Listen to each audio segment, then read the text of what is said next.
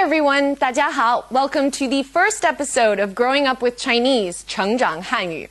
My name is Charlotte McInnes, and in this show I'll be helping all of you learn some very basic and useful Chinese.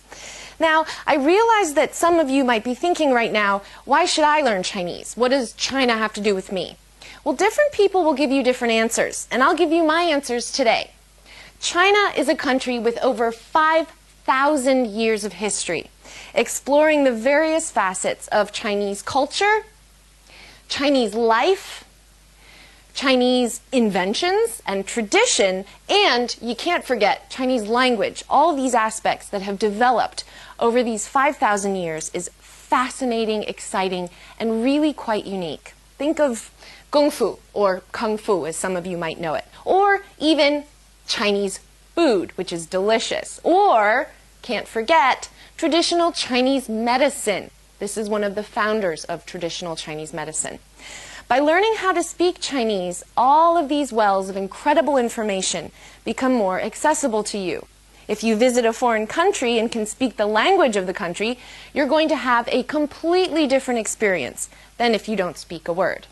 So, why should you learn Chinese with us here on Growing Up with Chinese? Well, a team of professionals have put their heads together to design a show specifically for teenagers, but of course, everyone's welcome to watch. And don't worry, it's not all going to be work. We also have clips of Mike, Xiaoming, and their teachers and friends to help demonstrate what we'll be learning, and we will also be covering various facets of Chinese culture, history, and everyday life in the show's Cultural Spotlight segment. So I dare say you won't get bored. And finally, just so you all know a little bit more about me, as I will be seeing you every show, I was born in the United States and moved to China with my family in 1988. I was 7 at the time, and yes, if you do the math, you can figure out how old I am. And I spent 10 years here before returning to America for university. So I grew up in China, learning Chinese and going to Chinese school, and I'm thrilled to be hosting a show that will help all of you learn Chinese as you grow up. And yes, no matter what your age, we never stop growing up. So this program really is for people of all ages who want to learn Chinese. So there we are. That was quite the long introduction, but I hope that now you're all more excited about learning Chinese and learning about China. Okay, 好. Our topic for today is greetings, very important phrases to know in any foreign language. Xiaoming, a Chinese boy, is center stage here in Beijing today as he prepares for Mike, a high school exchange student, to arrive. So let's take a look right now and see what Xiaoming is up to.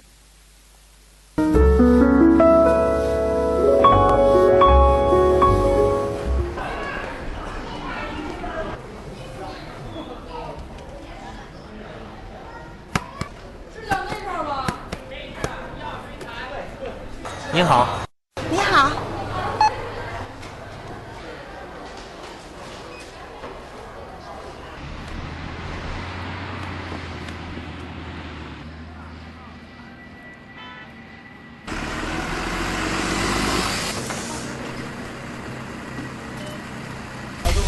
你好。您好。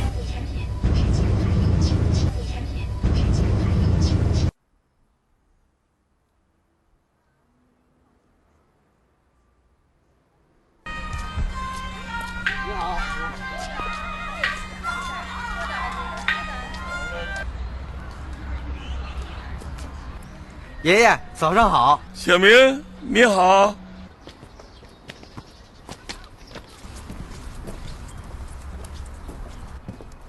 琳琳、小新，你们好。小明你好。小明你好。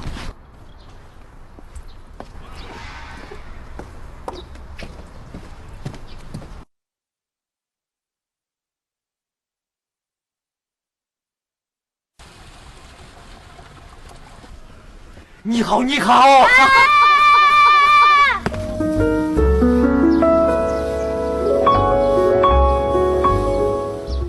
Xiaoming certainly knows a lot of people, doesn't he? My guess is all of you pretty much understood that what we just saw were the various ways Xiaoming greeted different people. Let's break them down one at a time.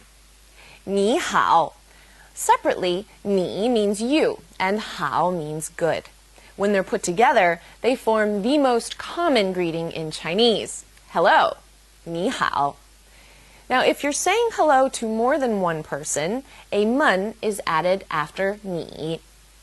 Mun effectively makes a singular pronoun, I, you, he, she, it, or a noun referring to a person, plural. 你们. It's the plural of you. 你们好, therefore is hello everyone, or hello all. 你好。你好。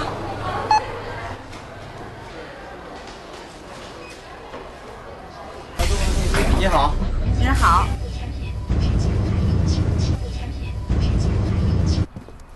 玲玲、小新，你们好。小明你好。小明你好。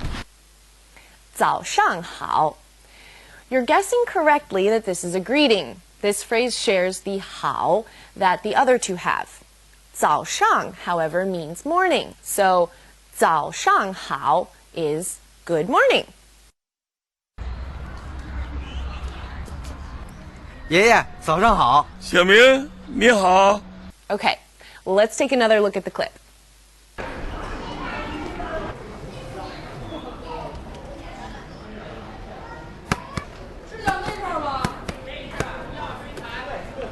你好。你好。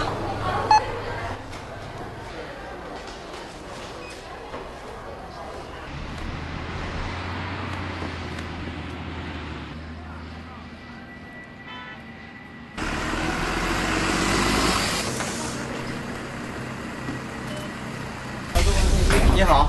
你好。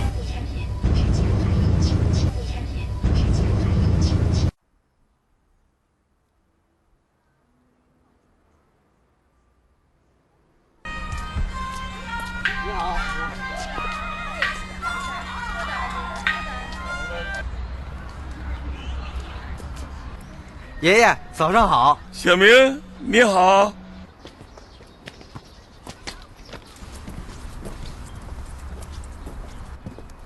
玲玲、小新，你们好。小明你好。小明你好。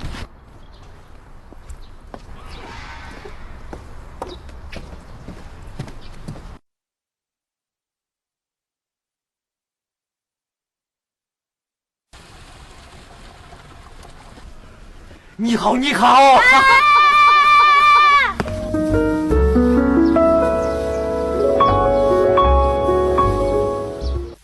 All right, that just about wraps up today's general overview of the dialogue. Now it's time to get into some specifics. Before we move into today's vocabulary, I want to ask you all a question. Did any of you notice how everything sounded almost like a song? That's because Chinese is a tonal language. Now what that means is that for almost every word in Chinese, there are 4 ways, or 4 tones, in which you can speak it. And the meaning of the word changes depending on the tone. So let's use the word ma as an example, okay?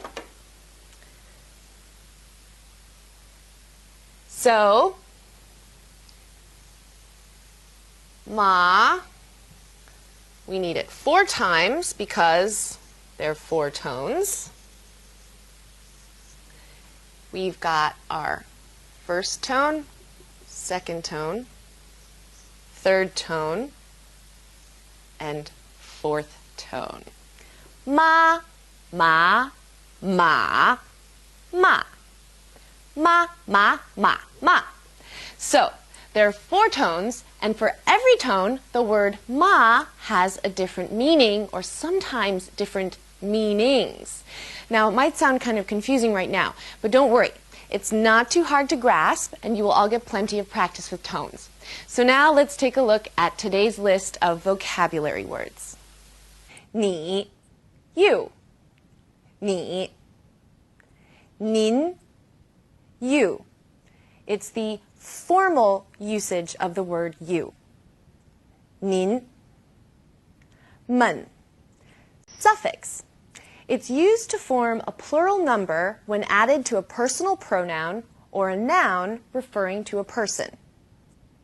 们. 好, good. 好. 早上, morning. 早上. 爷爷, grandfather. 爷爷. Okay, it's time to switch gears for a minute. Now, regardless of where you're from, I want all of you to think for just a second about how you greet someone in your culture if you don't say anything. I'm from the United States. I can think of a bunch of ways I might greet people depending on how familiar I am with them. I might hug them. I might kiss them once on the cheek. I could do a fancy handshake or just a plain handshake, or I might even hold both their hands. It's all quite physical, isn't it? Well, in general, physical greetings in China are quite reserved.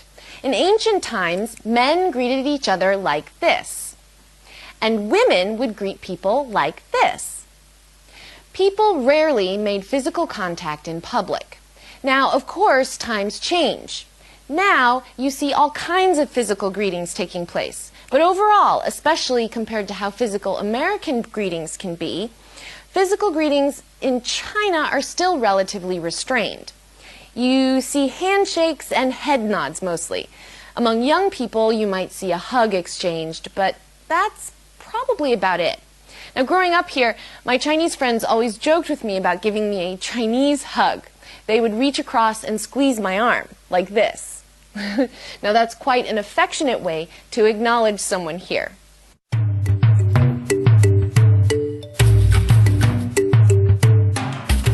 Okay, it's time to look at some of today's language points. And to start off with, we have a tone alert. Now, did all of you notice that both ni and hao are third tone characters? There's a rule for two third tones if they come next to each other. It's way too hard to make your voice do them side by side. Try it really quick. Ni, hao. Now try it quickly. It's hard, huh? Well, when two third tones are side by side, the first one becomes a second tone, like this. Ni, hao. It's easier, isn't it? So just remember, if it's a third tone and a third tone next to each other, ni, hao, it changes to a second tone and a third tone, ni, hao. Let's look at some more examples. 小明，你好。你好，兰兰。 We have another tone alert. Did you hear a tone for mun?